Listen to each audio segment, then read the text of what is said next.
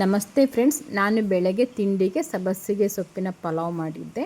ಹಾಗಾಗಿ ನಾನು ವಿಡಿಯೋ ಮಾಡಿ ಅಪ್ಲೋಡ್ ಮಾಡಿದ್ದೀನಿ. ನಾನು ಮಾಡೋ ಮೆಥಡಲ್ಲಿ ನೀವೊಂದು ಸಲ ಮಾಡಲಿ ಅಂತ ಹೇಳಿ ಈ ವಿಡಿಯೋ ಅಪ್ಲೋಡ್ ಮಾಡಿದ್ದೀನಿ. ಹಾಗಾಗಿ ಈ ವಿಡಿಯೋ ಪೂರ್ತಿ ನೋಡಿ, ಲೈಕ್ ಮಾಡಿ, ಶೇರ್ ಮಾಡಿ. ತುಂಬ ರುಚಿಯಾಗಿರುತ್ತದೆ ಇದು ಸಬ್ಬಸಿಗೆ ಸೊಪ್ಪಿನ ಪಲಾವು. ಬೇಗನೆ ಮಾಡ್ಕೊಳ್ಬಹುದು ಮತ್ತು ಕಡಿಮೆ ಪದಾರ್ಥಗಳು ಉಪಯೋಗಿಸ್ಕೊಂಡು ಮಾಡುವಂತಹ ಸಬ್ಬಸಿಗೆ ಸೊಪ್ಪು ಪಲಾವು.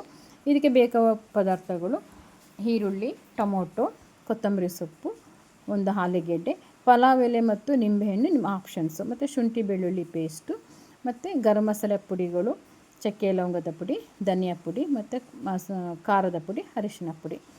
ನೋಡಿ, ನಾನು ಒಂದು ಕಟ್ಟು ಸಬ್ಬಸಿಗೆ ಸೊಪ್ಪು ತೊಗೊಂಡು ಈ ಥರ ಚೆನ್ನಾಗಿ ತೊಳೆದು ಸಣ್ಣಗೆ ಹೆಚ್ಚಿಟ್ಕೊಂಡಿದ್ದೀನಿ. ನಾನು ಒಂದು ಕುಕ್ಕರ್ ಬಟ್ಟಲಿಗೆ ನಾನು ಸ್ವಲ್ಪ ಆಯಿಲ್ ಹಾಕ್ತಾಯಿದ್ದೀನಿ. ಜಾಸ್ತಿ ಏನು ಆಯಿಲ್ ಬೇಡ ಇದಕ್ಕೆ.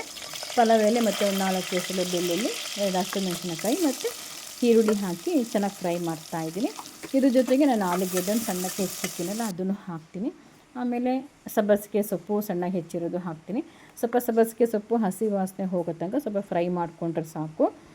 ನಂತರ ಇದಕ್ಕೆ ಶುಂಠಿ ಬೆಳ್ಳುಳ್ಳಿ ಪೇಸ್ಟ್ ಹಾಕಿ ಚೆನ್ನಾಗಿ ಫ್ರೈ ಮಾಡ್ಕೊಳ್ತೀನಿ.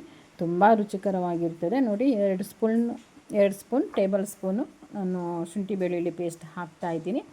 ಮತ್ತು ನಂತರ ಟೊಮೊಟೊ ಹಾಕ್ತೀನಿ. ನಾನು 4 ಟೊಮೊಟೊ ಹೆಚ್ಚಿಟ್ಕೊಂಡಿದ್ದೀನಿ, ತೆಳುವಿಗೆ ಉದ್ದಕ್ಕೆ. ಹುಳಿ ಟೊಮೊಟೊ ಆದರೆ ಇನ್ನೂ ರುಚಿಕರವಾಗಿರ್ತದೆ. ಒಂದು 4 ಟೊಮೊಟೊ ಹಾಕಿದ್ರೆ ಭಾರಿ ಚೆನ್ನಾಗಿರುತ್ತದೆ. ಇದಕ್ಕೆ ಮಸಾಲೆ ಪುಡಿಗಳೆಲ್ಲ ಹಾಕ್ತಾಯಿದ್ದೀನಿ.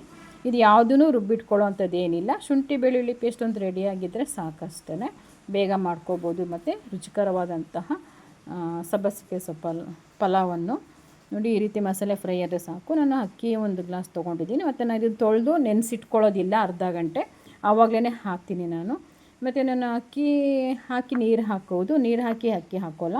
ಈ ರೀತಿ ರುಚಿಗೆ ಎಷ್ಟು ಬೇಕಷ್ಟು ಉಪ್ಪು ಹಾಕ್ಕೊಂಡು, ಈಗ 2 ಗ್ಲಾಸ್ ನೀರು ಹಾಕ್ಕೊಂಡು, ಮತ್ತು ನಿಮಗೆ ಅಕ್ಕಿ ಸ್ವಲ್ಪ ಬೇಯೋದು ಲೇಟು ಅಂದರೆ ಒಂದು 1/4 ಗ್ಲಾಸ್ ಜಾಸ್ತಿ ಹಾಕ್ಕೋಬೋದು.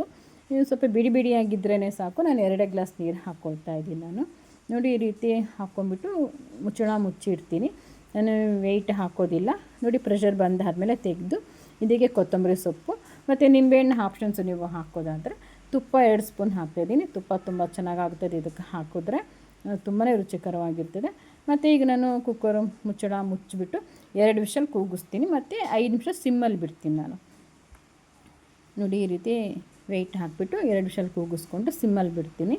ತೆಗೆದು ನೋಡಿ, ಪಲಾವ್ ರೆಡಿ ಆಯಿತು. ನೋಡಿ, ಎಷ್ಟು ಚೆನ್ನಾಗಿ ಬರ್ತಾಯಿದೆ, ಪರಿಮಳ ಘಮ ಘಮ ಅಂತ ಇದೆ. ಬಿರಿಯಾನಿ ಥರ ಆಗ್ತದೆ ಈ ಥರ ಮಾಡಿಕೊಂಡ್ರೆ.